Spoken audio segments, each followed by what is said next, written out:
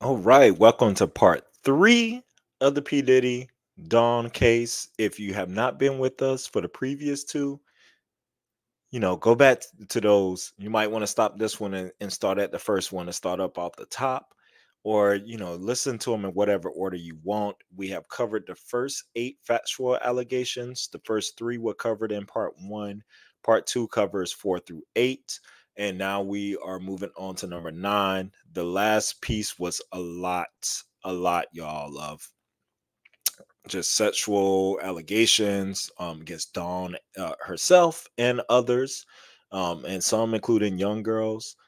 Just a whole lot of nastiness, inappropriate touching to just physical pouring out, all kind of like trains running on people on the assistant and leaving her there in the UK afterwards. Crazy.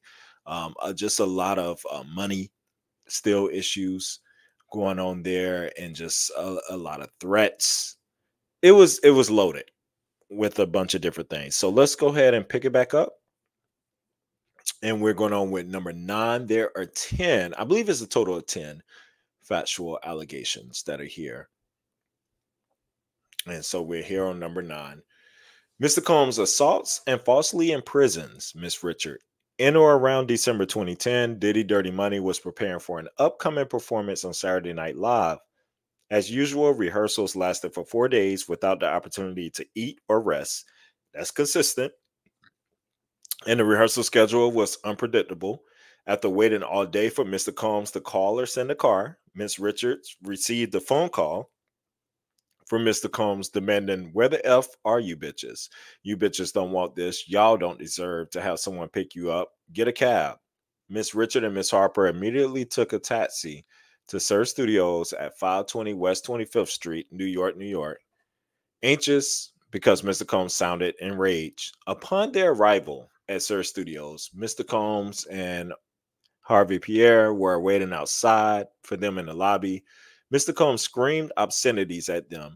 "Where the F were you bitches? You bitches don't want to win. You don't want this. I'm so tired of y'all." Miss Richard noticed that people in the lobby were reacting to Mr. Combs' tirade. Embarrassed, Miss Richard asked Mr. Combs to stop swearing and calling them bitches in front of everyone. Mr. Combs' facial expression shifted as he stepped towards Miss Richard, raised his arm, and he swung his fist towards her face. Oh, hell no.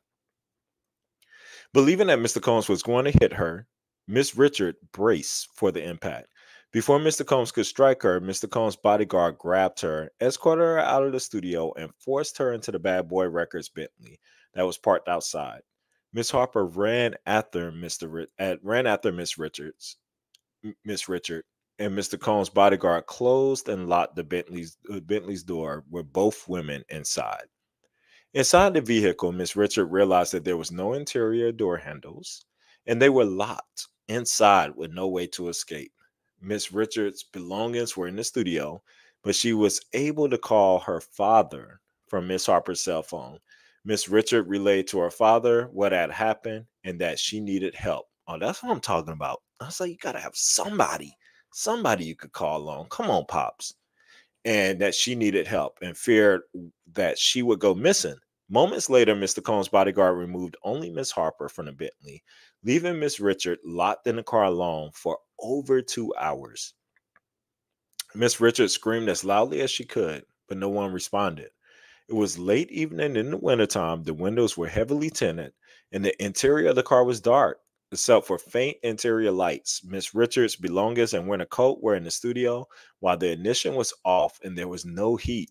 With Mr. Combs' prior threats and violence running through her mind, Miss Richard felt sheer panic, terror, and feelings of claustrophobia at being locked in a small, dark, enclosed space with no way to communicate or call for help.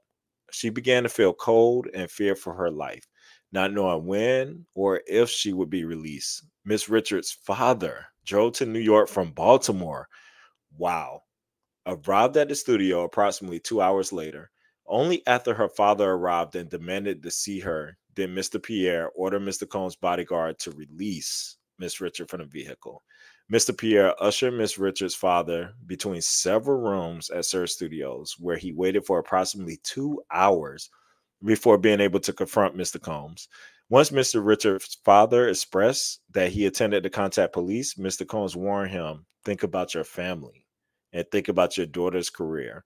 Her father appeared visibly frightened by Mr. Combs' threats and action, which in return made Miss Richard feel terrified for herself and her family's safety. Whew. Mm, that might have been a dead man that night. I'm sorry, y'all. Just think about my child. Letting that happen. Yeah, I'd be like, you better be thinking about yourself and your family. Shoot. I wouldn't even say the family. I don't even worry about taking out the family. I'd be like, you better be thinking about yourself right now in this situation and how you're gonna get out of this room. The next night, Diddy Dirty Money performed on SNL. Mr. Combs subsequently called Miss Richard, complimented her performance, and concluded with a threat. You don't call your dad unless you're in the hospital. How are you gonna tell somebody when they're gonna call their dad? I tell you, a lot of thoughts with that one. A lot of thoughts. And I'm not a believer in carrying weapons. However, comma, if that situation ever arose, I know I could call on one of my brothers. Y'all could probably guess which one that I know will have some heat. Would be going up there with me. I would not be rolling up there by myself, and I would not be rolling up there without some heat. That's all I'm saying. All right, number 10. Unjust enrichment of defendants by breach of contract and or copyright infringement. As a member of Identity Kane, Miss Richard has performed on over 15 songs and holds composition credits for more than 3 songs. Defendants have failed to account or pay Miss Richard as agreed for her compositions and her performances and have breached contracts and infringed her copyrights, all of which has unjustly enriched defendants. Of course, somebody's getting rich. As a member of Diddy Dirty Money, Miss Richard has performances recorded on over 9 songs. Additionally, Miss Richard has composition rights and credits on more than 5 songs. Defendants have failed to account or pay Miss Richard as agreed for her compositions and her performances and breach contracts and or infringe copyrights, unjustly enriching defendants. In 2020, Mr. Combs selected Miss Richard for a reboot of Making a Band, and Miss Richard spent hours preparing to be a judge on the new show. However, the COVID-19 pandemic halted those plans, and Miss Richard was never compensated in any way. On or about July 1st, 2021, Mr. Combs and Bad Boy Records, or Holdings or both, directed Janice Combs Publishing Inc. to assign its administration rights to of Miss Richards' songs. And right here, they got a list of all the songs and stuff. I try to enlarge it in case y'all want to take a peek at some of those songs that are on here. Not Zendaya, Fireflies, Don Richard, Zendaya. Okay. I'll hate you now. Some of that for Christmas. Let's see. Love Come Down, Lights Out, Perfectly Blonde, Secret Place, Stopwatch, Strip Tease, Strobe Lights, Tailor Made Suit, Tell Me, Yeah, Yeah, You Would. And so they have all the stuff there for you. All right. What was the last sentence? Oh yeah, was talking about Janice Combs Publishing Inc. to assign its administration rights to Miss Richards' songs. Um, held her from tenure with defendants in the years 2005 2012 to Sony Songs, a division of Sony Music Publishing LLC. The assignment signed by Miss Richard on October 22nd 2024 purported to credit through a semi-annual accounting Miss Richards' royalty account for Miss Richards' compositions from between 80 to 90% of publisher shares. However, no statements were ever provided, no payments were ever made, and no reversions nor assignment were ever recorded with performing right organizations or other royalty collecting entities by defendants or by Sony. Defendants have wholly failed to account to or pay Miss Richard as agreed for her compositions and her performances in breach of the assignment and have thereby infringed her copyrights, resulting in defendants being unjustly enriched. Just pay people the first time. Now y'all gonna be paying more. I So it made sense. During the summer of 2023, Mr. Combs' new record company, Love Records, tendered a contract for negotiation to Miss Richard for the song entitled Deliver Me, embodied as track 3 on the Love album Off the Grid, officially released on September 15th, 2023. Upon information and belief, Deliver Me sold well prior to Mr. Combs' legal troubles in November 2023. Continuing to present, Miss Richard sought to establish a rightful percentage as a 21% composer on Deliver Me. Mr. Combs personally called Miss Richard and left a voicemail complaining about her fair requests. Upon information and belief, Mr. Combs directed his attorneys to avoid confirming the composition percentages on the song and in fact list composers who played no part in composing the song. As a result, the contract was never signed by either Miss Richard or Love Records Inc. Nevertheless, Miss Richard obtained a copyright registration certificate on a timely basis. Said registration lists authors' claimants as agreed when the song was created in 2009. The registration is filed separately in the court and supports Miss Richards' claim of copyright infringement by defendants herein. Defendants Love Records Inc. and Mr. Combs infringed Miss Richards' copyrights in the composition of Deliver Me by releasing Deliver Me without Miss Richards' permission and without compensation. Let me tell you, if a black woman gonna do one thing, and she's gonna carry receipts, and she's gonna be about her business and do the paperwork that needs to be done. And you men ain't. I'm telling you, especially you black men, we ain't. We ain't gonna, not all of us. Like some of us might have it together and do that, but not all of us are thinking in those same steps. And so she's gonna be one step ahead of you in this. So you can try to get over on this copyright, but you see, she already had something back for 2009 and done in the right time. So yeah, looking like that would definitely be in her favor. So that's all the factual allegations. And now we're on to the damages. As a result of the acts and conduct complained of herein, Ms. Richard has suffered and will continue to suffer the loss of income, wages, benefits, royalties, promotional fees, touring fees, and other compensation. Ms. Richard has also suffered, among other things, future pecuniary losses, emotional pain, suffering, inconvenience, loss of enjoyment of life, post-traumatic stress disorder, anxiety disorder, insomnia, panic attacks, and other non-pecuniary losses, entitling her to an award of compensatory and punitive damages, injunctive and declaratory relief, attorney fees, and costs, and other remedies at this court may deem appropriate. Yeah, I need to give me some glasses, I swear. So now we're on to the cause of actions and what it's saying. So it's gonna go along with the factual allegations. So we're just gonna share what they are. The first cause of action is violation of the Victims of Gender Motivated Violence Act in New York City against defendants Sean Combs, Harvey Pierre, Interscope Records, and Bad Boy Records. So that's all up against them. The second cause of action is sexual assault pursuant to the California Sexual Abuse and Cover-Up Accountability Act, and that's against defendants Sean Combs and Bad Boy Records. The next one is the third cause of action is forced labor in violation of 18 USC.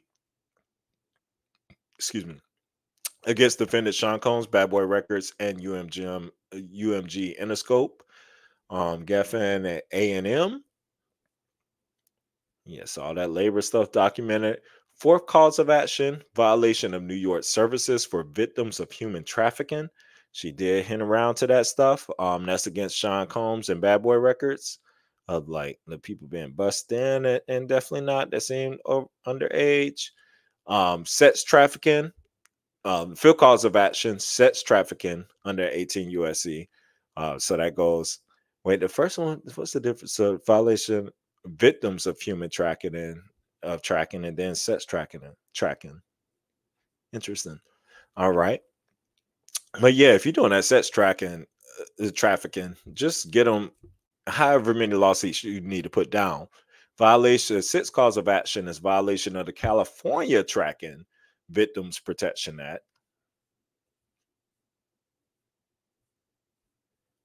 The seventh cause of action is assault under New York law, and that's against Sean Combs. You know, he's going to be in Bad Boy Records. He's going to be in each one of these. The eighth cause of action is battery and sexual battery under New York law, and that's against Sean Combs and Bad Boys. The ninth cause of action, false imprisonment under New York law.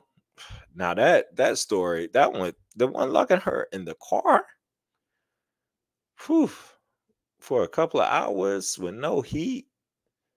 What's going on? 10th cause of action, false imprisonment under California law. 11th cause of action, intentional infliction of emotional distress. 12th cause of action, sexual harassment, gender discrimination, and hostile work environment under New York State human rights law.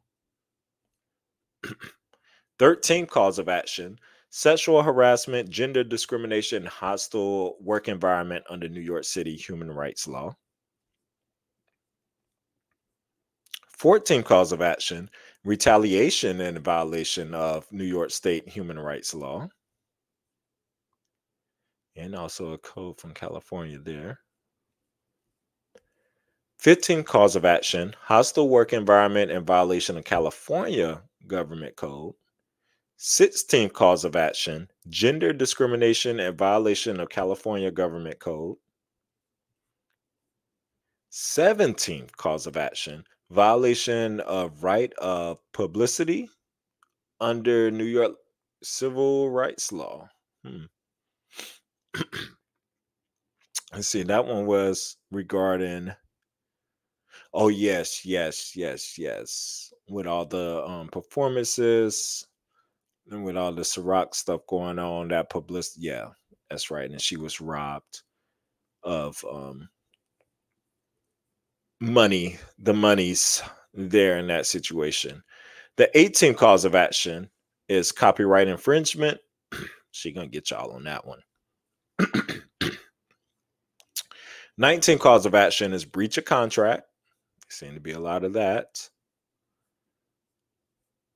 20th cause of action is breach of implied covenant of good faith and fair dealing. 21st cause of action, fraud, intentional misrepresentation, false promise. And we read through all the allegations of this stuff, y'all. Those are the actual charges related to those factual allegations that are going on. Miss Richard is demanding a trial by jury on all the issues.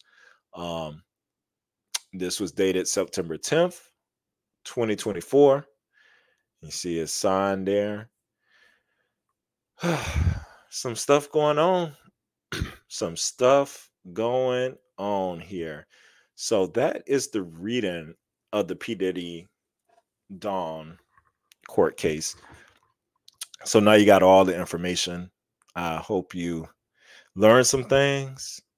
But with all this stuff she is reporting, she putting people on the line that need to be coming out and either supporting her. Miss Harper's trying to distance herself, but I'm like, Miss Harper, you're in here a little bit too much to be trying to distance yourself from all this. And it's out there that your husband is abusive. So that's why I know you're trying to dismiss some of this too. But now, if this is still your current husband, it's got me wondering and concerned about your safety. And hopefully you can get out of that situation, allegedly. And that's just out there. And I hope that doesn't come back on you, you know. And that's probably a concern of Dawn's too, of putting this stuff out there, knowing how that circle of abuse and what effect that could have on you, even today, Miss Harper. But we're praying for you. We're here to support and hoping the best out of all that. But y'all, this is a whole lot of mess. Continue to follow the Parker's Couch though. It's NFL season. We're doing a lot of football stuff. It's also political season. We're doing a lot of politics. Look up our podcast on Podbean, on Spotify, on Apple Podcasts, Amazon, all those things. Right now it's called the Parker's Couch Only, but we're going to be adding a little bit of flavor to the name. That's to TBD. This is part of a new podcast I'm going to be doing. I'm going to be doing more YouTube videos in general. It's our second year of YouTube. We have made a year, y'all. Yay, confetti, confetti. So now the second year is all about growth and all about putting in that work and just putting in that energy. And I love stuff like this, like hot topics and everything going on, and really getting into cases and feuds and what's happening. So yes, I'm going to be releasing a Who Got Beef podcast, and we're going to be going through different beefs that are going out here in our pop culture. It's a form of entertainment, a way to escape from the realities of life sometimes, but they are things with real world consequences and stuff, and a lot of things we can relate to in our real life. But yes, it's going to be from everything from, it could be from the housewives to Drag Race to your favorite entertainers, music, acting, it doesn't matter. Political, all these beefs. We have so many beefs going on in this world, so it would be fun to kind of document some of this stuff and to get into some juiciness of it there. But with that said, y'all enjoy your weekend, your week, and see you later.